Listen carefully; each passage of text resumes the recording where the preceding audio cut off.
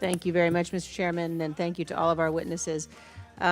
General O'Shaughnessy, could you talk about whether or not you agree with some of the assessments we've seen, particularly from General Hyten, based on reports that China is got the capability now, and they've had numerous successful tests of hypersonic missiles.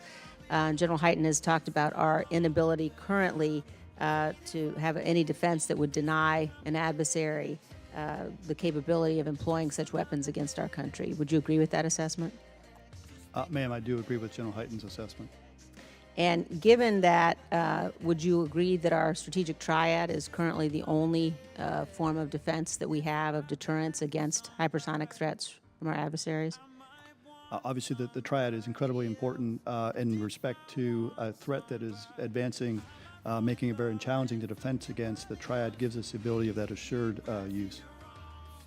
And is it your best military advice that the current triad is both adequate and necessary to defend against the threat of hypersonic?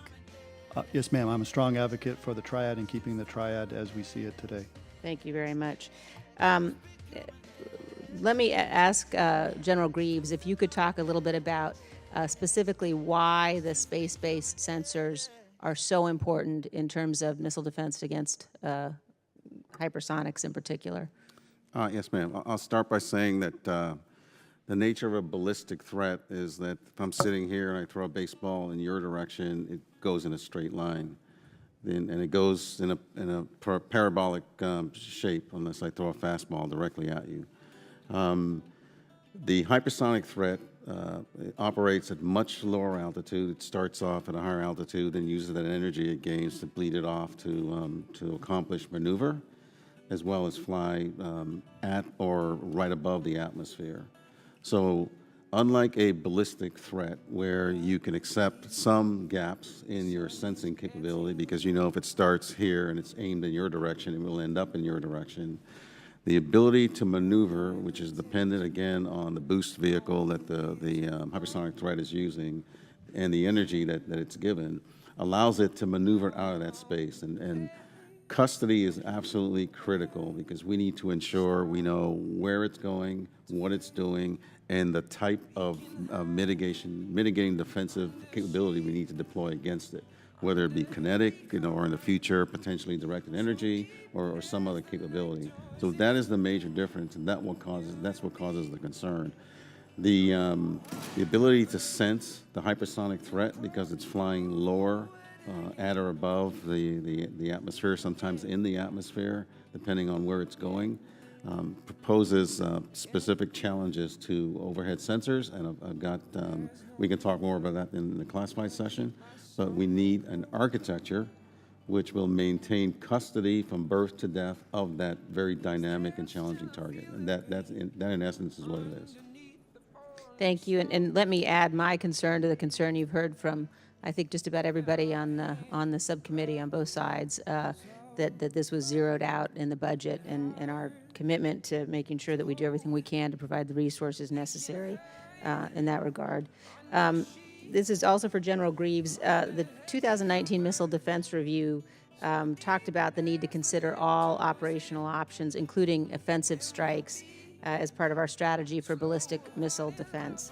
I'm wondering if you can address who's responsible across the department and the combatant commanders with respect to policy and capability development to integrate these offensive strike capabilities to deny adversaries the ability to launch ballistic missiles against the United States.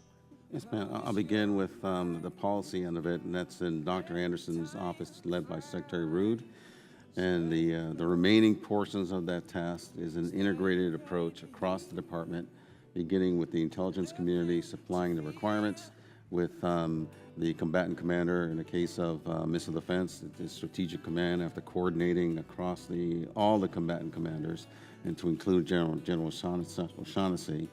And then within the acquisition portion of it, it could be led or would be led by agencies such as the Missile Defense Agency working with the services. It's never one thing, for instance, that the Missile Defense Agency does by itself. It's always in concert with the services.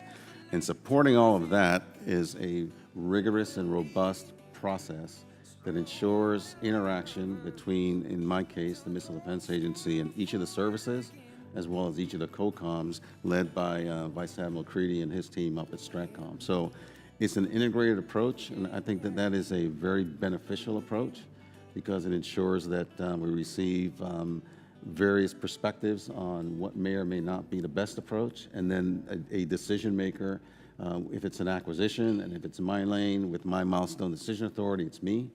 If it's initial production and on, it's Ms. Lord. If it's